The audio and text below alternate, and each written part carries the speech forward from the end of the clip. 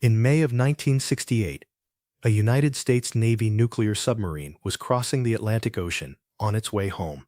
It was the USS Scorpion. On board were 99 officers and crew.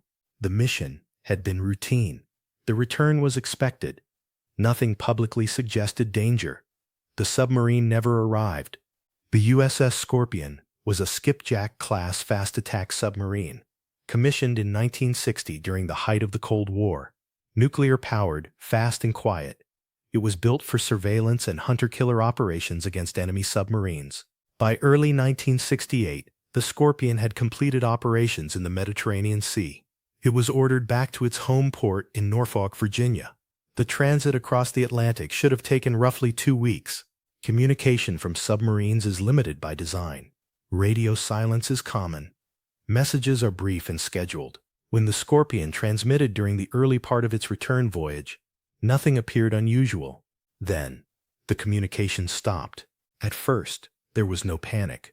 Submarines occasionally adjusted timing. Weather could interfere. Silence did not automatically signal disaster. But as days passed and the Scorpion failed to report its position, concern began to grow inside the Navy. By late May, the submarine was officially declared overdue. A search operation began quietly. Aircraft scanned wide sections of the Atlantic. Surface ships were dispatched. Underwater listening systems reviewed stored acoustic recordings, searching for unusual signals that might reveal what had happened. Deep ocean acoustic stations had, in fact, recorded a series of sharp sounds around May 22nd.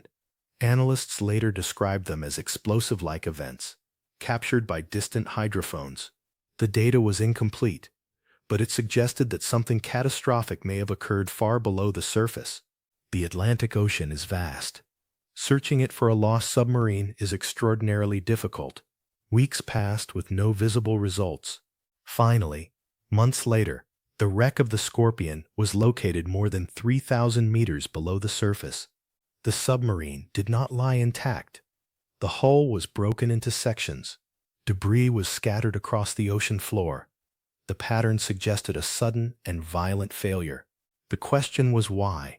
Investigators considered several possibilities. One theory centered on a malfunctioning torpedo. Submarines carry torpedoes powered by volatile systems.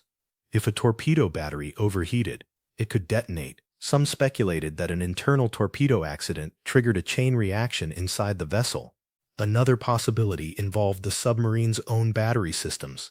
A catastrophic battery explosion could have caused internal damage severe enough to flood compartments rapidly. Others examined whether structural failure might have occurred at depth. Submarines operate under immense pressure. A compromised hull can collapse in seconds, leaving no time for distress signals. Then there were broader Cold War theories.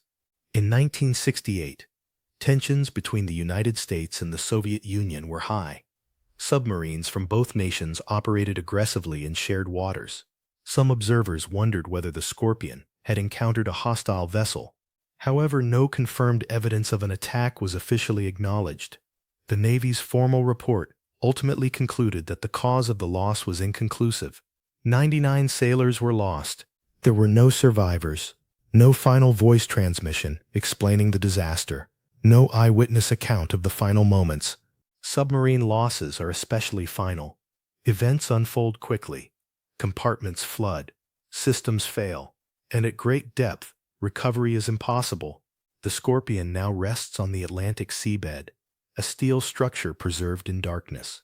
Periodic monitoring has confirmed the wreck remains in place, slowly deteriorating under immense pressure and cold. The year 1968 was particularly grim for submarine fleets worldwide. Multiple nations lost submarines that same year. It was one of the deadliest years in undersea naval history. Whether coincidence or reflection of intense Cold War activity, it deepened the sense of unease surrounding the Scorpion's disappearance. Over the decades, independent researchers and former naval personnel have revisited the case. Some favor the torpedo malfunction theory. Others argue structural failure. A few believe not all details were publicly released. But without definitive new evidence, certainty remains out of reach. What is known is simple. A submarine left the Mediterranean. It began its journey home across the Atlantic. And somewhere beneath the surface, something went catastrophically wrong. There was no distress call, no final warning, only distant acoustic traces, and a broken hull 3,000 meters below the ocean. The Atlantic keeps its silence, and some missions never surface again. This was the last expedition.